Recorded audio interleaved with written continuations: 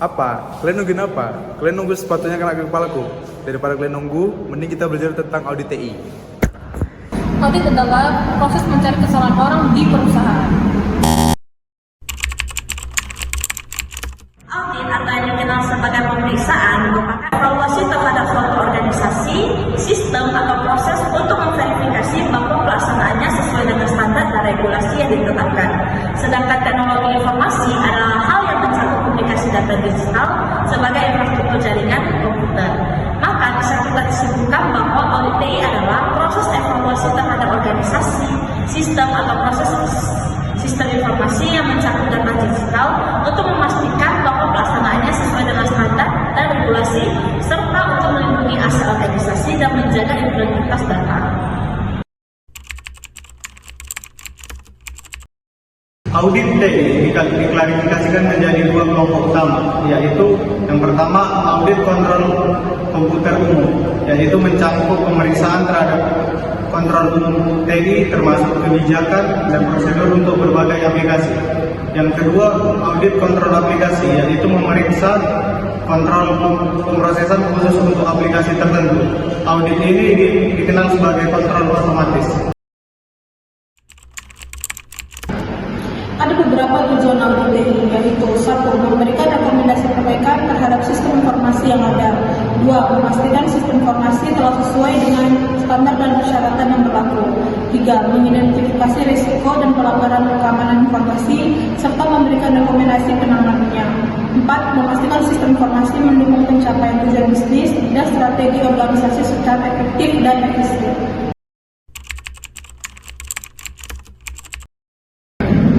Teknik audit berbantuan komputer atau TABK atau Computer Assisted Audit Technical atau dikenal dengan CAAT adalah setiap pengguna teknologi informasi sebagai alat bantu dalam kegiatan audit.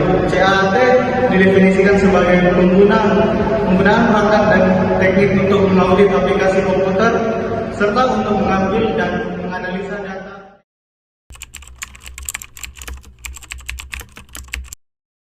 Menurut IPI 2011, ada beberapa manfaat alat dan teknik TABK. Antara lain, manfaat yang pertama adalah untuk pengujian rincian transaksi dalam file komputer. Manfaat kedua, untuk personal review, analitik, dan perangkat lunak audit. Manfaat ketiga, untuk pengujian pengendalian sistem informasi komputer. Dan yang keempat adalah untuk pengujian pengendalian aplikasi sistem informasi komputer. Manfaat kelima, untuk mengakses file. Manfaat terakhir adalah mengelompokkan data, menyortir, dan menggabungkan data.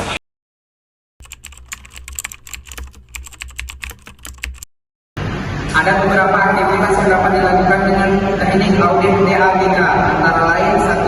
Audit sampling atau pengambilan sampel audit, dan yang kedua simulasi, yaitu menilai software yang dimiliki klien, dan yang ketiga pengumpulan data yang akan diuji, keempat penelaahan analisis, yang kelima kalkulasi perbandingan dan manipulasi data, dan yang keenam korespondensi audit standar.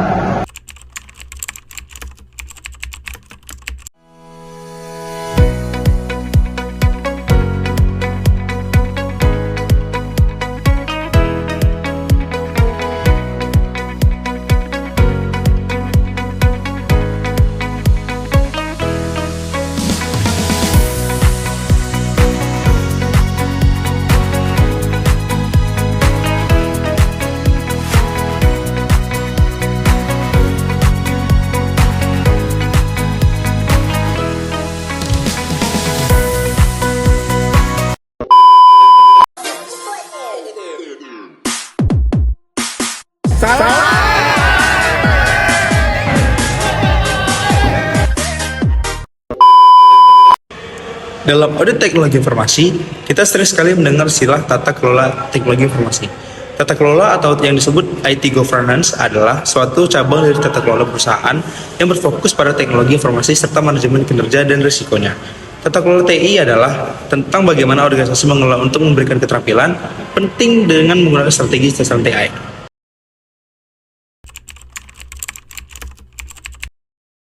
Ada beberapa tujuan tata kelola teknologi informasi, yaitu yang pertama adalah menyelaraskan teknologi informasi dengan tujuan bisnis dan memastikan realisasi manfaat teknologi informasi. Yang kedua adalah mengoptimalkan peluang bisnis dan keuntungan melalui teknologi informasi.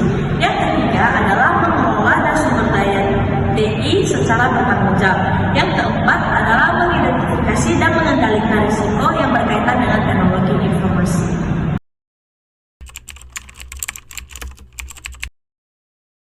Yang pertama, keselarasan strategi, yaitu berfokus pada penyelesaian operasi TI dengan berbagai layanan dalam operasi bisnis. Yang kedua, penyimpanan nilai berfokus pada strategi memaksimalkan biaya. Penerapan TI harus dapat memberikan nilai terhadap berbagai pencapaian misi organisasi. Yang ketiga, manajemen risiko, yaitu berfokus pada mengidentifikasikan risiko dan menanamkan tanggung jawab risiko pada setiap divisi. Area tata kelola yang keempat adalah manajemen sumber daya atau resource management, yaitu berfokus pada semua sumber daya TI seperti infrastruktur dan aplikasi. Dan area tata kelola yang terakhir adalah pengukuran kinerja, performance management, yaitu tata kelola TI menjalankan dan mengawasi pelaksanaan proses bisnis. Framework yang pertama yang bisa digunakan dalam tata kelola audit teknologi informasi adalah COBIT. COBIT atau yang disebut dengan Control Objective for Information Analytic Technologies atau yang disingkat menjadi COBIT bermanfaat untuk mengelola dan mengendalikan teknologi informasi dalam suatu organisasi termasuk dalam kerangka teknologi informasi. COBIT dikembangkan oleh Information System Audit and Control Association atau ISACA dan IT Governance Institute atau ITG. COBIT menyediakan panduan praktis bagi para pemangku kepentingan dalam mencapai tujuan pengendalian teknologi informasi yang efektif. Ada beberapa fungsi yang dimiliki oleh COBIT adalah sebagai berikut. Yang pertama, untuk meningkatkan pendekatan program audit. Yang kedua, untuk mendukung audit kerja dengan arahan audit secara rinci.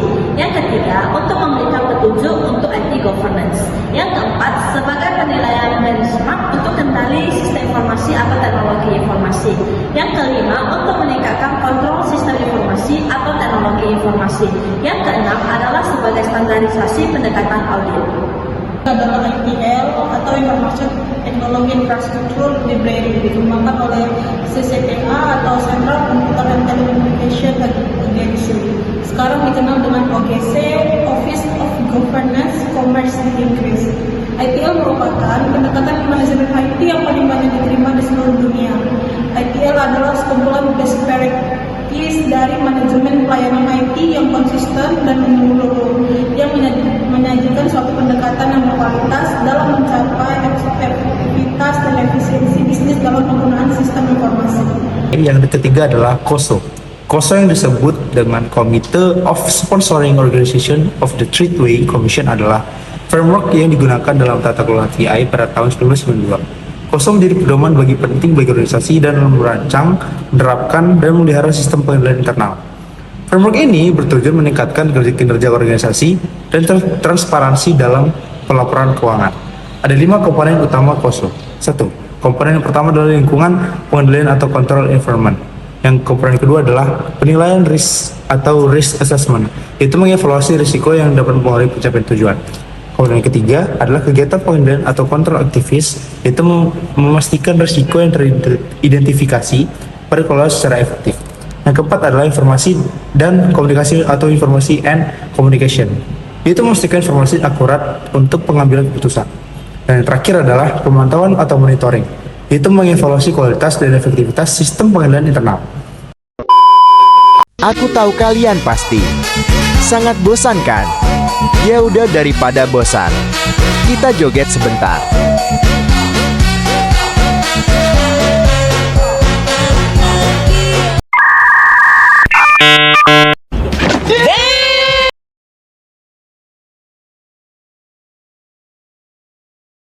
Dalam audit teknologi informasi, kita juga mendengar istilah standar manajemen risiko. Manajemen risiko teknologi informasi merupakan implementasi dari prinsip-prinsip manajemen risiko terhadap perusahaan yang memanfaatkan teknologi informasi sebagai alat untuk menjalankan proses bisnisnya dengan tujuan mengelola risiko-risiko yang berhubungan dengan perusahaan tersebut. Beberapa risiko yang bisa menghambat perjalanan teknologi seperti kerusakan pada perangkat keras dan perangkat lunak, malware, virus komputer, spam, scam, phishing, dan human error. Manajemen risiko TI memiliki beberapa fase, yaitu fase pertama, identify information asset, yaitu melakukan identifikasi aset informasi organisasi.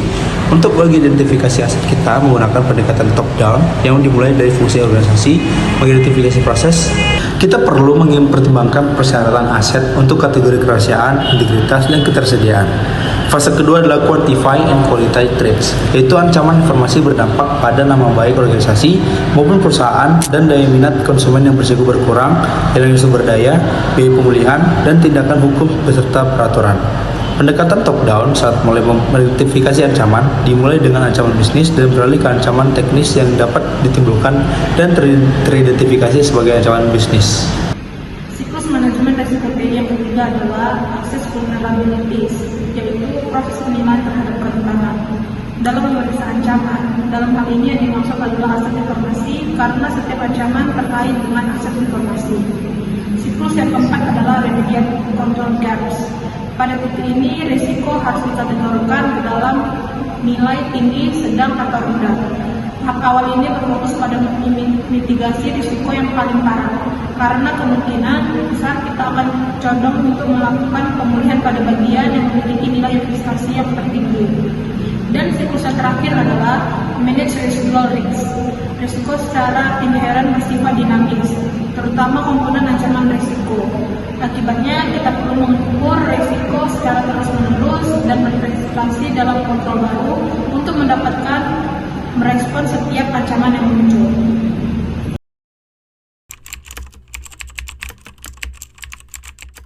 Proyek adalah suatu kegiatan atau usaha yang bersifat sementara, temporer untuk menghasilkan output yang unik, bisa berupa produk, jasa, ataupun suatu hasil tertentu lainnya. Manajemen proyek merupakan hasil pengaplikasian ilmu pengetahuan, keahlian, dan keterampilan. Cara teknis yang terbaik dengan sumber daya yang terbatas untuk mencapai sasaran dan tujuan proyek, di mana telah ditentukan oleh para stakeholder agar mendapatkan hasil yang optimal dalam kinerja, biaya, mutu, dan waktu, serta keselamatan kerja. Menurut PMI 2014, Project Management Institute dalam PMPOK membagi proyek dalam 10 knowledge area, yaitu yang pertama, Project Integration Management, ada integrasi semua knowledge area proyek agar proyek dapat berhasil di setiap fasenya. Dan yang kedua, Project Scope Management mencakup mendefinisikan pekerjaan proyek yang akan dikerjakan dan yang tidak dikerjakan. Yang ketiga, Project Time Management adalah suatu kegiatan mencakup semua proses dan prosedur yang berkaitan dengan penyelesaian tepat waktu dari sebuah proyek. Yang keempat, Project Cost Management adalah kegiatan memastikan proyek didefinisikan dengan baik, memiliki waktu yang akurat dan estimasi biaya yang realistis. Yang kelima, Project Quality Management adalah merupakan kegiatan yang mencakup proses-proses dan kegiatan yang menentukan kebijakan mutu, sasaran, dan tanggung jawab sehingga proyek akan berjalan memuaskan sesuai dengan yang direncanakan.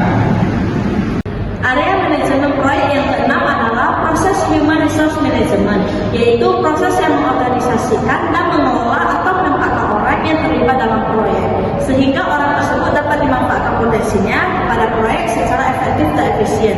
Yang ketujuh adalah project communication management, yaitu melibatkan perencanaan komunikasi atau identifikasi keinginan untuk proyek secara keseluruhan.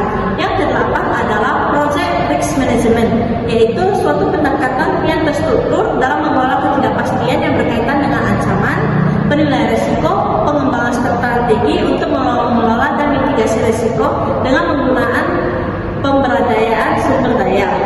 Yang kesembilan adalah project procurement management, yaitu bagian dari proses manajemen proyek di mana produk atau jasa yang diperoleh atau dibeli di luar organisasi dalam rangka untuk menyelesaikan tugas atau proyek. Yang ke-10 adalah project stakeholder management, yaitu kegiatan identifikasi pihak-pihak baik secara individual, kelompok maupun organisasi yang mungkin mempengaruhi atau dipengaruhi oleh keputusan, aktivitas, dan hasil dari suatu proyek sebelum proyek tersebut dimulai.